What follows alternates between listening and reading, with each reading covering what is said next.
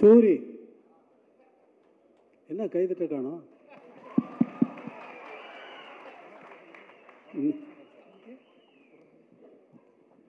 நீ கூப்பிட்டு வந்த ஆட்கள்லாம் தட்டுற சரியா வேலை செய்யலை பார்த்தியா?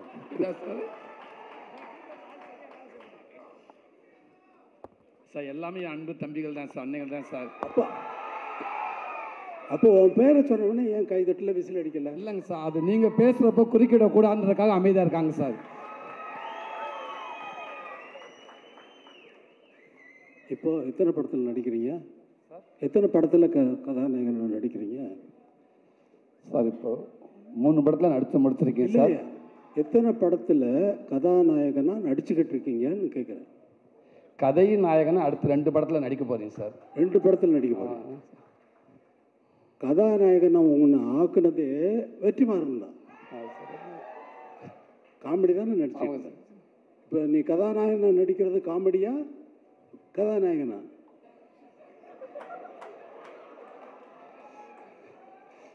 சும்மா சார், இதுவும் பதிவு தான் சார், வாழ்நாள் மறக்க முடியாத பதிவு தான் சார்.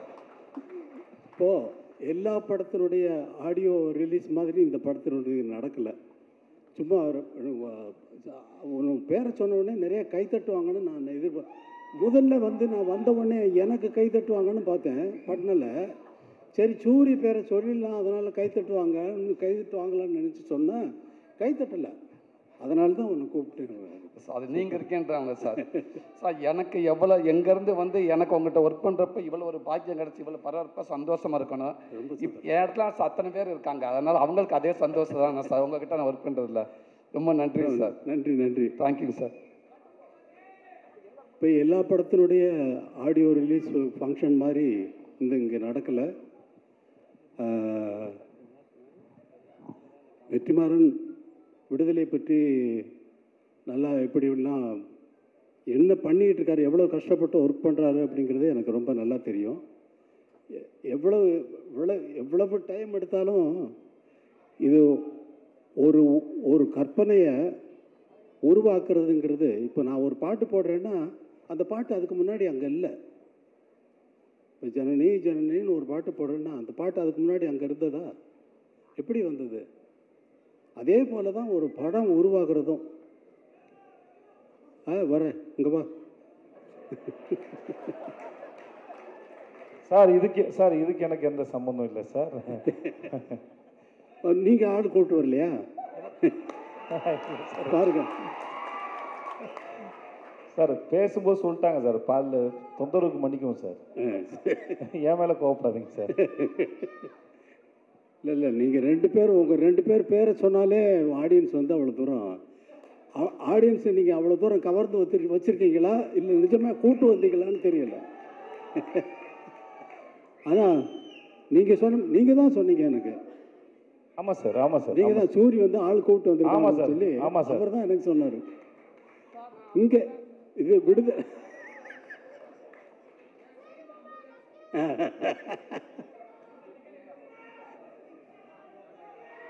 ரொம்ப சந்தோஷம். தினந்தனமோ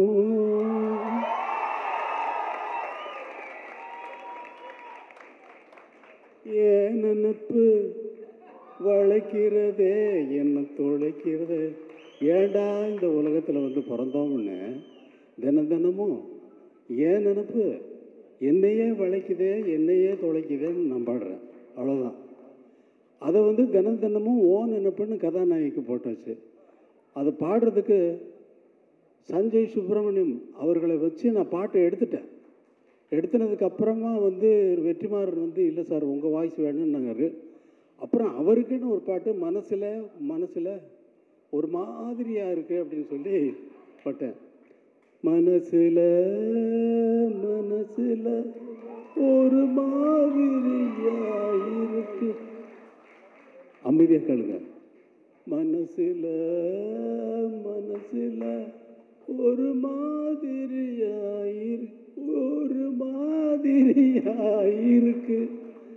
அப்படின்னு அவரை பாட வைக்கிறதுக்கு அவர் சொல்லி அவர் எவ்வளோ பெரிய ஆள் தெரியுமா? அவர் கர்நாடக மியூசிக்கில் ரொம்ப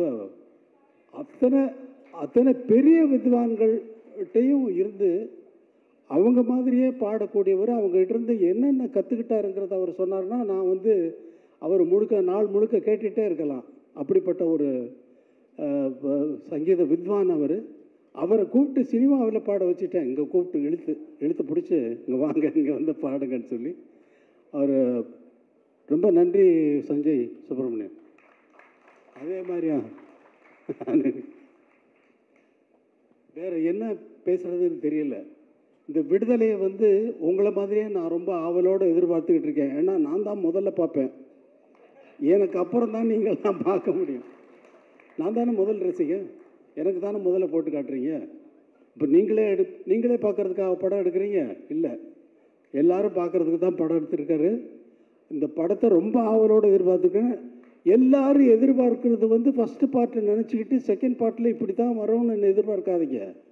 அவர் வேறு ரூட்டில் ட்ராவல் பண்ணுறாரு. அது நான் ஒரு மாதிரி இமேஜின் பண்ணிவிட்டு நான் என்னென்னமோ பேத்திக்கிட்டு இருந்தேன் அவரோட ரொம்ப. இப்போ ஆனால் அதெல்லாம் மீறி வந்து ஒரு நல்ல ஒரு வெற்றி படமாக வந்து இதை வந்து ஆக்கணும். இந்த படம் வந்து நல்ல வெற்றி அடையணும். ஏன்னா அவ்வளவு உழைப்பு இருக்குது. இவ்வளவு பேர் நல்லா உழைச்சிருக்காங்க. ராஜீவ் மேனன் சாரை பார்த்தா, அவர் யாருன்னு கேட்டேன். நான், எனக்கு தெரியாது, நான் பார்த்ததில்லை. கேரட் யார் அவர் சார்? ராஜீவ் மேனன் சார். யார் இந்த கேமரா பண்ணுவார்? அவராக? ஆமாம், அவர் தான். என்ன சார்?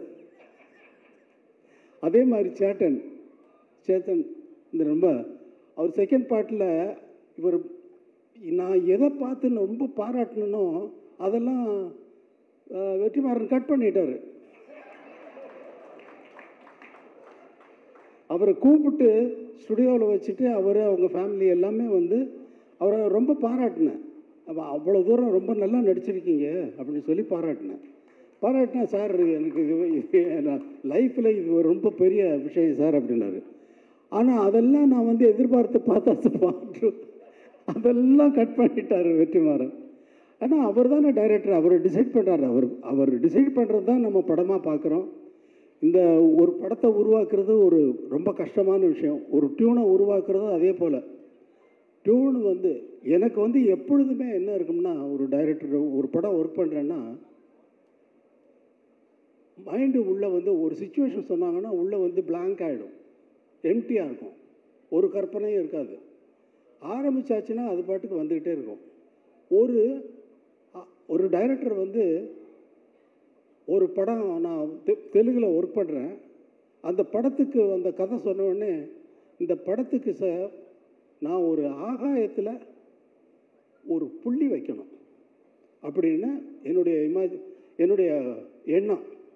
அதாவது இசையில் ஆகாயத்தில் எப்படி புள்ளி வைப்பீங்க? அதே மாதிரி இந்த படத்தினுடைய இசை வந்து ஆகாயத்தில் புள்ளி வச்ச மாதிரி இருக்கணும்னு நினச்சிக்கிட்டு போகிறேன் கம்போசிங்க்கு. அவர் அவங்க எல்லாம் பாட்டெல்லாம் எழுதிட்டு வந்துட்டாங்க ஃபுல்லாக கம்ப்ளீட்டாக. அப்படியே தூக்கி வச்சுட்டு அவங்க அவங்க எழுதிக்கிட்டு வந்த பாட்டெல்லாம் வரிசையாக டியூன் பண்ண ஆரம்பித்தேன். அந்த மாதிரி ஒரு படம் பண்ணேன். இது எக்ஸ்பீரியன்ஸ், என்னுடைய எக்ஸ்பீரியன்ஸு. என்னுடைய எதிர்பார்ப்புக்கு தகுந்த மாதிரி படங்கள் அமையிறது வேறு. ஆனால் அவங்களுடைய எதிர்பார்ப்புக்கு நான் கொடுக்கறது வேறு. எனக்கு அது ஒரு வேலையே இல்லை. இவங்களுடைய எதிர்பார்ப்புக்கு என்ன ஆகாயத்தில் புள்ளி வச்சுருங்க சார் நான் சொல்ல முடியும்? வெற்றிமாறன் அவர் சொல்கிறதெல்லாம் கேட்டுட்டு அப்படியே வாட்சேன்னா அது பாட்டுக்கு அவர் ஃபுல்லாக ரெக்கார்ட் பண்ணுறாரு. ஃபுல்லாக வந்து நான் திடீர்னு பார்த்துட்டு எங்கேயோ திரும்பிட்டு பாடிட்டு பார்த்தா இவர் இப்படி இந்த பக்கம் இப்படி பிடிச்சி என்ன வெற்றிமாறன் ரெக்கார்ட் பண்ணிக்கிட்டு இருக்கீங்களா? அந்த ஃபுட்டேஜ் எல்லாம் எனக்கு கொடுங்க. அவர் வேற எங்கேயாவது போட்டாருன்னா அது ஒரு நல்ல ப்ரைஸ் கிடைக்கும்.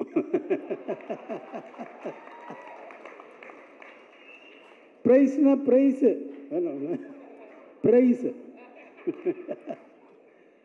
ரொம்ப சந்தோஷம். இவ்வளவு நேரம் நான் வந்து ஒரு கேசட் ரிலீஸ் ஃபங்க்ஷனில் வந்து நான் இருந்ததில்லை. எந்த ஃபங்க்ஷனுக்கு நான் போகிறவன் இல்லை. முதல் முறையாக எல்லாரும் பேசுகிறதையும் அவர் கேட்டார் வெற்றிமாறன் சார், நீங்கள் முதலே பேசிட்டு நீங்கள் போயிடுங்க அப்படின்னாரு. இல்லை நான் இருக்கேன் அப்படின்னு சொன்னேன்.